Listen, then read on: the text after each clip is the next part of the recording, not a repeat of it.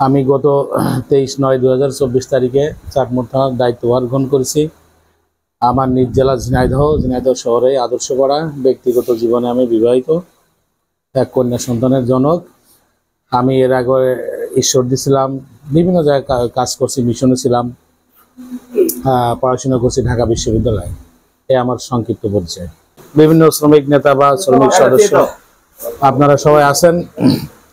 মূলত বিভিন্ন বিষয় নিয়ে মানে শ্রমিক অসন্তোষ দেখা যায়, ঠিক আছে।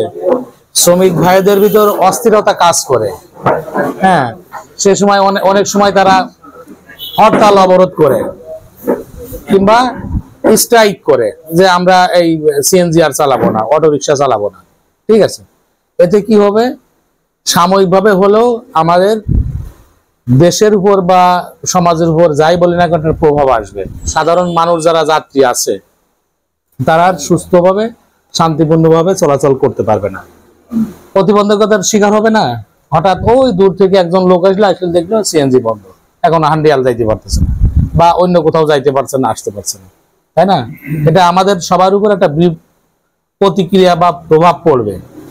এজন্য এক কথায় আমরা এখানে আসছি আপনাদের সুখে সুখী হতে এবং আপনাদের দুঃখ কষ্টে ভাগাভাগি করে নিতে, অংশীদারি হতে, যাতে আপনাদের ভিতর কোনো রাগ ক্ষোভ না থাকে। হ্যাঁ, আপনারা মানে আইনি সুরক্ষা যাতে পেতে পারেন এবং আপনারা সুন্দর সুষ্ঠুভাবে জীবনযাপন করতে পারেন। অর্থাৎ আপনাদের ভিতরে কোনো অস্থিরতা, কোনো অসন্তোষ যাতে না দেখা দেয়। কথাটা বুঝছেন? কোনো অস্থিরতা, কোনো অসন্তোষ না আসে। বিভিন্ন কারণে হতে পারে পথে ঘাটে চাঁদাবাজি হচ্ছে, এটা হতে পারে যারা যাত্রী সাধারণ আছে তারা ঠিক মতো ভাড়া দিচ্ছে না। কিছুদিন আগে আপনাদের কিন্তু সিএনজি ড্রাইভারদের আমি ডাকছিলাম, ওই যে ছাত্র নেতাদের সাথে একটা ঘটনা ঘটছিল, আমরা একটা মীমাংসা করে দিছি। হ্যাঁ, তারপর পথে ঘাটে অন্যান্য সমস্যা হতে পারে, আপনাদের অভ্যন্তরীণও অনেক সমস্যা হতে পারে। যে আমরা এই হান্ডিয়াল রুটে এই কয়জন আছি, আমরা এই সাইকোলা রোডে এই কয়জন আছি বা অন্য রুটে এই কয়জন আছি, ওদের সাথে আমাদের মিল তাল হচ্ছে না। ওরা যেভাবে ভাড়া ঠিক করে আমরা এসে বেশি নেব বা কম নেব, এই বিভিন্ন কারণে অসন্তোষ মনোমালিন্য দেখা দিতে পারে। এইটা যাতে আপনাদের ভিতরে না থাকে এইসব আলাপ আলোচনা আমরা করবো, বুঝছেন।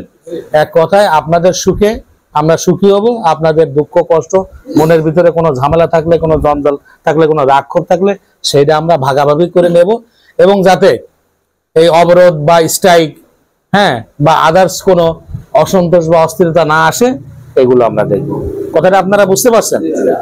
তো এখন এই যে অলরেডি একটা কিন্তু কালকে রাত্রে আমি কথা বলছি, আমাদের মান্নান হান্ডিয়ালের কে যেন বললো নির্বিঘ্ন ভাবে সিএনজি অটোরিকশা যারাই যেখানে চালান রাত্রেবেলা চলাফেরা করতে পারেন, সেই হিসাবে সেই নেটওয়ার্কে কিভাবে আপনাদের আনা যায় আমি অতি মহোদয়কে অনুরোধ করবো আপনি এনাদের সাথে সার্বক্ষণিক যোগাযোগ রক্ষা করেন। আমি জানি আগামীতেও আপনি একজন সরকারি কর্মকর্তা হিসেবে, শুধু তাই নয় আমাদের এই এলাকার একজন মহৎ ব্যক্তি হিসাবে আপনি তাদের পাশে থাকবেন এবং তাদেরকে কিভাবে নেটওয়ার্কে আনা যায় আমি ব্যক্তিগত অনুরোধ করবো। পাশাপাশি আজকে যেরকম আপনি আমাকে ডেকে নিয়ে বলেছেন যে এদের পাশে থাকা দরকার, আমি তাৎক্ষণিক আমাদের শ্রমিক নেতা ইনামুল সহ সবার সাথে যোগাযোগ করে, শাহজালাল, আজিজ, ডাবলু সবার সাথে যোগাযোগ করে, আমি আমাদের মারুফ, আমাদের ভাগ্নেদের সাথে যোগাযোগ করে এই ব্যবস্থা করেছি। আপনি আগামী দিন আপনার দীর্ঘায়ু কামনা করি, আপনি ভালো থাকবেন। এই চাটমোহরে আপনি যতদিন আছেন আমরা এবং এই সিএনজি মালিক সমিতির সদস্য, ড্রাইভার, মালিক ভাইরা সবাই আপনার পাশে থাকবে।